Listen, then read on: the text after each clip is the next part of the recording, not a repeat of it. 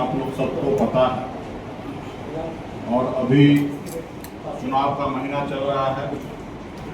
कुछ ही महीने में राज्य में आचार संहिता लागू होगा और नवंबर तक बिहार के मुख्यमंत्री कौन होंगे और डिप्टी चीफ मिनिस्टर कौन होंगे वो डिसीजन हो जाएगा। और अभी हाल फिलहाल में आप देखे होंगे कि बिहार में महागठबंधन का बराबरी करने के लिए या सरकार बनाने के लिए असमर्थ हो चुका है, खास करके भाजपा एनडीए।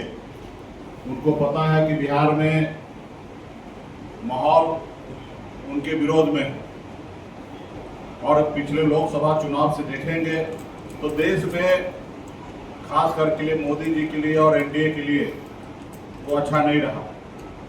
लोकसभा में भी हारते हारते वो सरकार बनाए हैं।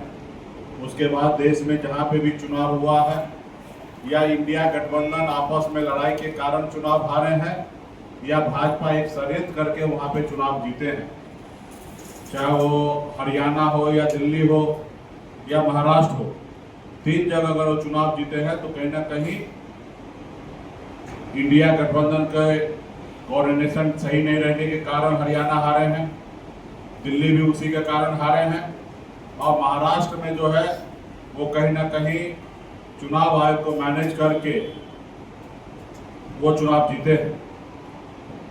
झारखंड में मजबूती से महागठबंधन जीते हैं और बिहार में भी क्लियर और स्पष्ट हो चुका है कि महागठबंधन का ही सरकार बनना है। और इससे घबराकर भाजपा जो है वो चुनाव आयोग को मैनेज किए हैं, जिसमें 2025 में फाइनल वोटर लिस्ट का प्रकाशित भी कर चुका है भाजपा, मतलब चुनाव आयोग ने 7 जनवरी 2025 को उन्होंने फाइनल लिस्ट जारी कर दिया कि ये लोग वोटर है और अभी उस पर समीक्षा हो रहा है। ये सरासर गलत है और समीक्षा का भी जो रूपरेखा है, ऐसे ऐसे दस्तावेज मांग रहे हैं, पेपर मांग रहे हैं जो गरीब पिछड़ा दलित शोषित लोग जो है वो असंभव है कि वो पूरा कर पाएंगे। लेकिन वही जगह पे दूसरे राज्य में अगर आपको वोटर लिस्ट में नाम जोड़ाना है या बिहार में भी जोड़ाना है तो आधार कार्ड जरूरी है, लेकिन अभी आधार कार्ड को हो या राशन कार्ड को बाहर करके रखा है। वो इस चक्कर में है कि कैसे भी हर बूथ पर 50-100 ऐसे लोगों को नाम काट दे जो महागठबंधन को वोट देने वाला है और हम आसानी से सरकार बना लेंगे। तो ये हम लोगों को होने नहीं देना है।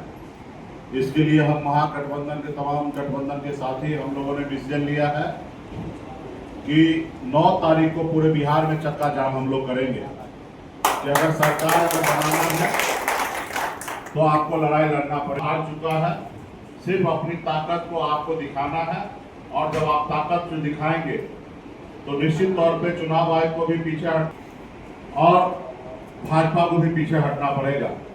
जनता से बढ़ के कुछ भी नहीं है, लोकतंत्र में जनता ही मालिक है। तो आपको मैं आज पटना जिला के साथी को हमने बुलाया है।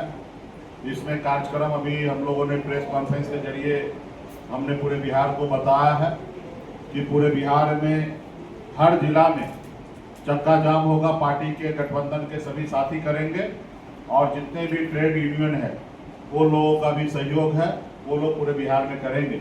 लेकिन पटना में विशेष प्रोग्राम है।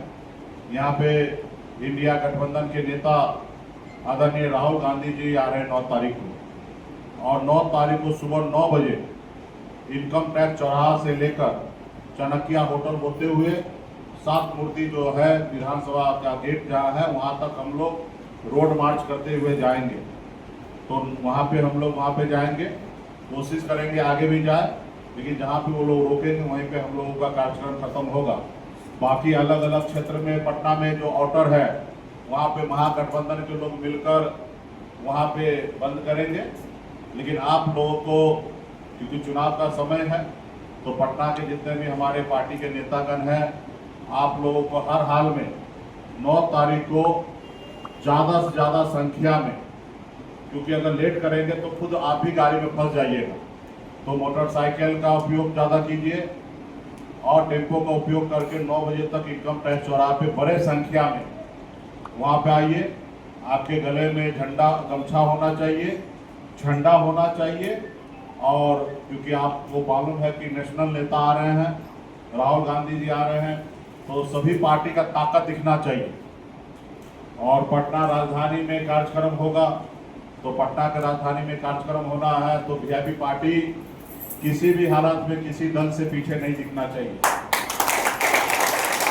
अभी भी नहीं है और क्लियर है कि सरकार बनेगा तो डिप्टी चीफ मिनिस्टर का कैंडिडेट सिंगल आप ही हैं, आप ही का पार्टी है और अधिक से अधिक सीट हम लोग लड़ेंगे। तो इसके लिए